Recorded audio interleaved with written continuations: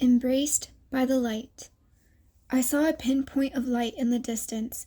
The black mass around me began to take on more of the shape of a tunnel, and I felt myself traveling through it at an even greater speed, rushing toward the light. I was instinctively attracted to it, although again I felt that others might not be. As I approached it, I noticed the figure of a man standing in it, with the light radiating all around him. As I got closer, the light became brilliant beyond any description, far more brilliant than the sun, and I knew that no earthly eyes in their natural state could look upon this light without being destroyed. Only spiritual eyes could endure it and appreciate it. As I drew closer, I began to stand upright. I saw that the light immediately around him was golden, as if his whole body had a golden halo around it, and I could see that the golden halo burst out from around him and spread into a brilliant, magnificent whiteness that extended out for some distance. I felt his light blending into mine literally, and I felt my light being drawn to his. It was as if there were two lamps in a room, both shining, their light merging together. It's hard to tell where one light ends and the other begins. They just become one light. Although his light was much brighter than my own, I was aware that my light too illuminated us. And as our lights merged, I felt as if I had stepped into his countenance, and I felt an utter explosion of love. It was the most unconditional love I have ever felt, and as I saw his arms open to receive me, I went to him and received his complete embrace and said over and over, "I'm home, I'm home, I'm finally home."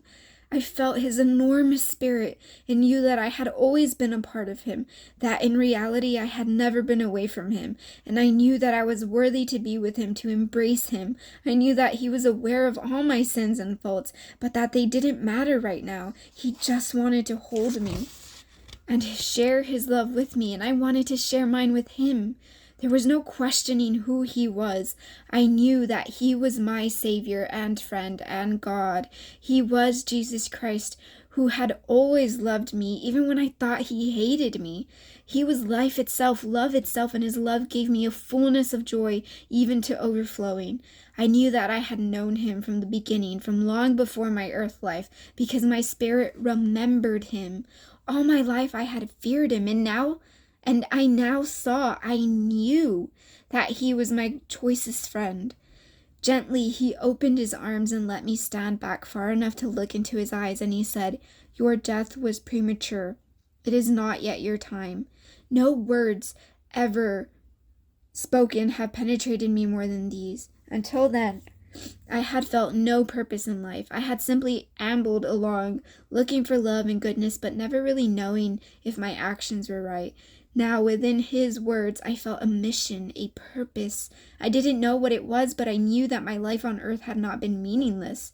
It was not yet my time. My time would come when my mission, my purpose, my meaning in this life was accomplished. I had a reason for existing on earth, but even though I understood this, my spirit rebelled. Did this mean I would have to go back? I said to him, "No, I can never leave you now." He understood what I meant, and his love and acceptance for me never wavered. My thoughts raced on. Is this Jesus, God, the being I feared all my life? He is nothing like what I had thought. He is filled with love. Then questions began coming to my mind. I wanted to know why I had died as I had, not prematurely, but how my spirit had come to him before the resurrection. I was still laboring under the teachings and beliefs of my childhood. His light now began to fill my mind, and my questions were answered even before I fully asked them. His light was knowledge. It had power to fill me with all truth. As I gained confidence and let the light flow into me, my questions came faster than I thought possible, and they were just as quickly answered. And the answers were absolute and complete. In my fears, I had misinterpreted death, had expected something that was not so. The grave was never intended for the spirit, only for the body. I felt no judgment for having been mistaken. There was just a feeling that a simple, living truth had replaced my error. I understood that he was the Son of God, though he himself was also a God, that he had chosen from before the creation of the world to be our Savior. I understood, or rather, I remembered his role as creator of the earth. His mission was to come into the world to teach love. This knowledge was more like remembering. Things were coming back to me from long before my life on earth, things that had been purposely blocked from me by a veil of forgetfulness at my birth. As more questions bubbled out of me, I became aware of his sense of humor. Almost laughing, he suggested that I slow down, that I could know all I desired. But I wanted to know everything from beginning to end. My curiosity had always been a torment to my parents and husband, and sometimes to me, but now it was a blessing, and I was thrilled with the freedom of learning. I was being taught by the master teacher. My comprehension was such that I could understand volumes in an instant. It was as if I could look at a book and comprehend it at a glance, as though I could just sit back while the book revealed itself to me in every detail, forward and backward, inside and out, every nuance and possible suggestion, all in an instant. As I comprehended one thing, more questions and answers would come to me, all building on each other and interacting as if all truth were intrinsically connected. The word omniscient had never been more meaningful to me. Knowledge permeated me. In a sense, it became me, and I was amazed at my ability to comprehend the mysteries of the universe simply by reflecting on them. I wanted to know why there were so many churches in the world. Why didn't God give us only one church, one pure religion? The answer came to me with the purest of understanding. Each of us, I was told, is at a different level of spiritual development and understanding. Each person is therefore prepared for a different level of spiritual knowledge. All religions upon the earth are necessary because there are people who need what they teach. People in one religion may not have a complete understanding of the Lord's gospel and never will have while in that religion. But that religion is used as a stepping stone to further knowledge. Each church fulfills spiritual needs that perhaps others cannot fill. No one church can fulfill everybody's needs at every level. As an individual raises his level of understanding about God and his own eternal progress, he might feel disconnected with the teachings of his present church and seek a different philosophy or religion to fill that void. When it occurs, he has reached another level of understanding. When this occurs, he has reached another level of understanding and will long for further truth and knowledge and for another opportunity to grow. And at every step of the way, these new opportunities to learn will be given. Having received this knowledge, I knew that we have no right to criticize any church or religion in any way. They are all precious and important in his sight. Very special people with important missions have been placed in all countries, in all religions, in every station of life, that they might touch others. There is a fullness of the gospel, but most people will not attain it here. In order to grasp this truth, we need to listen to the Spirit and let go of our egos. I wanted to learn the purpose of life on earth. Why are we here? As I basked in the love of Jesus Christ, I couldn't imagine why any spirit would voluntarily leave this wonderful paradise and all it offered. Worlds to explore and ideas to create and knowledge to gain. Why would anyone want to come here? In answer, I remembered the creation of the earth. I actually experienced it as if it were being reenacted before my eyes. This was important. Jesus wanted me to internalize this knowledge. He wanted me to know how I felt when the creation occurred, and the only way to do that was for me to view it again and feel what I had felt before. All people are spirits in the premortal world. All people as spirits, in the premortal world took part in the creation of the earth. We were thrilled to be part of it. We were with God, and we knew that He created us, that we were His very own children. He was pleased with our development and was filled with absolute love for each one of us. Also, Jesus Christ was there. I understood to my surprise that Jesus was a separate being from God with His own divine purpose, and I knew that God was our mutual Father. My Protestant upbringing had taught me that God the Father and Jesus Christ were one being. As we all assembled, the Father explained that coming to earth for a time would further our spiritual growth. Each spirit has to come to earth assisted in planning Each spirit who was to come to earth, I'm so sorry, assisted in planning the conditions on earth, including the laws of mortality which would govern us.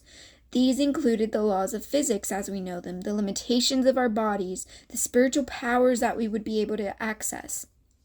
We assisted God in the development of plants and animal life that would be here. Everything was created of spirit matter before it was created physically. Solar system, suns, moons, stars, planets, life upon the planets, mountains, rivers, seas, etc. I saw this process, and then, to further understand it, I was told by the Savior that the spirit creation could be compared to one of our photographic prints. The spirit creation would be like a sharp, brilliant print, and the earth would be like its dark negative. This earth is only a shadow of the beauty and glory of its spirit creation, but it is what we needed for our growth. It was important that I understand that we all assisted in creating our conditions here. Many times the creative thoughts we have in this life are the result of unseen inspiration. Many of our important inventions and even technological developments were first created in the spirit by spirit prodigies. Then individuals on earth received the inspiration to create these inventions here. I understood that there is a vital, dynamic link between the spirit world and mortality, and that we need the spirits on the other side for our progression. I also saw that they are very happy to assist us in any way they can. I saw that in the pre-mortal world, we knew about and even chose our missions in life. I understood that our stations in life are based upon the objectives of those missions. Through divine knowledge, we knew that many of our tests and experiences would be. We knew what many of our tests and experiences would be, and were prepared accordingly. We bonded with others, family members and friends, to help us complete our missions. We needed their help. We came as volunteers, each eager to learn and experience all that God had created for us. I knew that each of us who made the decision to come here was a valiant spirit. Even the least developed among us here was strong and valiant there. We were given agency to act for ourselves here. Our own actions determine the course of our lives, and we can alter or redirect our lives at any time.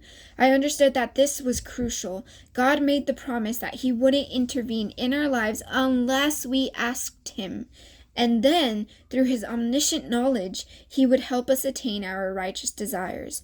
We were grateful for this ability to express our free will and to exercise its power.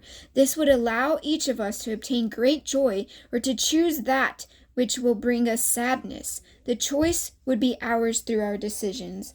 I was actually relieved to find that the earth is not our natural home, that we did not originate here. I was gratified to see that the earth is only a temporary place for our schooling, and that sin is not our true nature.